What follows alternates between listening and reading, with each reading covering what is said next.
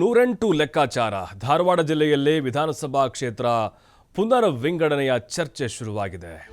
ವಿಧಾನಸಭೆ ಸಾರ್ವತ್ರಿಕ ಚುನಾವಣೆಗೆ 3 ವರ್ಷ ಬಾಕಿ ಇದೆ. ಅಂದರೆ 2028 ಚುನಾವಣೆ ಸಂಬಂಧಪಟ್ಟಂತೆ ಈಗ ಕ್ಷೇತ್ರ ಮರು ವಿಂಗಡಣೆ ಬಗ್ಗೆ ಬಿಸಿ ಕಾವು ಆಗ್ತಾ ಇದೆ.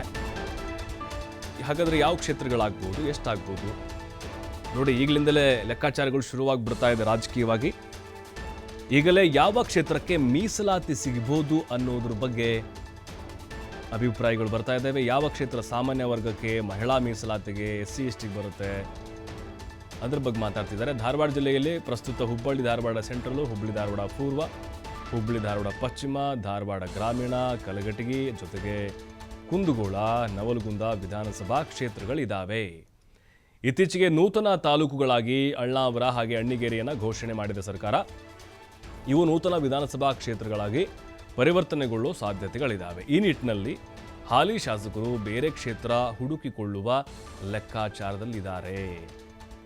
ಅಂದರೆ ಈಗ ಮೀಸಲಾತಿ ಏನಾದರೂ ಬಂದುಬಿಟ್ರೆ, ಸಾಮಾನ್ಯ ಕ್ಷೇತ್ರ ಅಥವಾ SC/STನೋ ಅಥವಾ ಮಹಿಳಾ ಮೀಸಲು ಹೀಗೇನಾದರೂ ಘೋಷಣೆ ಆಗಿಬಿಟ್ರೆ ಈಗಿರುವಂಥ ಹಾಲಿ ಶಾಸಕರಿಗೆ ಅದು ಎಫೆಕ್ಟ್ ಆಗ್ಬೋದು. ಅವರು ಈಗ ಬೇರೆ ಬೇರೆ ಕ್ಷೇತ್ರಗಳತ್ತ ಮುಖ ಮಾಡುವಂತಹ ಪ್ರಯತ್ನದಲ್ಲಿದ್ದಾರಂತೆ. ಬಟ್ ಈಗ ಅಳ್ನಾವರ, ಅದರ ಜೊತೆಗೆ ಅಣ್ಣಿಗೇರಿ ಹೊಸ ತಾಲೂಕುಗಳಾಗಿ ಘೋಷಣೆ ಮಾಡಿದ್ದಾರೆ. ಬಹುತೇಕವಾಗಿ ಇವು ಕೂಡ 2 ವಿಧಾನಸಭಾ ಕ್ಷೇತ್ರಗಳಾಗಿ ಅನೌನ್ಸ್ ಆಗಬಹುದು. 2028ರ ಚುನಾವಣೆಗೆ ಸಂಬಂಧಪಟ್ಟಂತೆ ಈಗ ರಾಜಕೀಯವಾಗಿ ಈ ರೀತಿಯ ಲೆಕ್ಕಾಚಾರ ನಡೀತಾ ಇದೆ. ಈಗಾಗಲೇ ಹುಬ್ಬಳ್ಳಿ ಧಾರವಾಡ ಪಶ್ಚಿಮ, ಗ್ರಾಮೀಣ, ಕುಂದಗೋಳ, ನವಲಗುಂದ, ಕಲಘಟಗಿ ಎಲ್ಲ ವಿಧಾನಸಭಾ ಕ್ಷೇತ್ರಗಳಿದ್ದಾವೆ.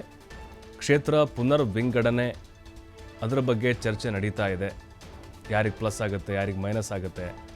ಮತ್ತು ಈಗ ರಾಜಕೀಯವಾಗಿ ಅಲ್ಲೇನು ಕ್ಷೇತ್ರದಲ್ಲಿ ಓಡಾಟ ನಡೆಸ್ತಾ ಇದ್ದಾರೆ, ವರ್ಚಸ್ಸನ್ನು ಯಾರು ಹೊಂದಿದ್ದಾರೆ, ಅವರು ಕೂಡ ಈಗಲಿಂದಲೇ ತಯಾರಿಯನ್ನು ಮಾಡ್ಕೊಳ್ತಾ ಇದ್ದಾರೆ ಅಖಾಡಕ್ಕೆ. ಅಂದರೆ ಜನರ ಒಂದು ಸಂಪರ್ಕವನ್ನು ಬೆಳೆಸ್ತಾ ಇದ್ದಾರೆ. ಪಕ್ಷಗಳಲ್ಲಿ, ಬೇರೆ ಬೇರೆ ಪಕ್ಷಗಳಲ್ಲಿ ಗುರುತಿಸ್ಕೊಳ್ತಾ ಇದ್ದಾರೆ. ಸಾಮಾಜಿಕ ಕಾರ್ಯಗಳಲ್ಲಿ ತೊಡಗಿಸಿಕೊಳ್ತಾ ಇದ್ದಾರೆ.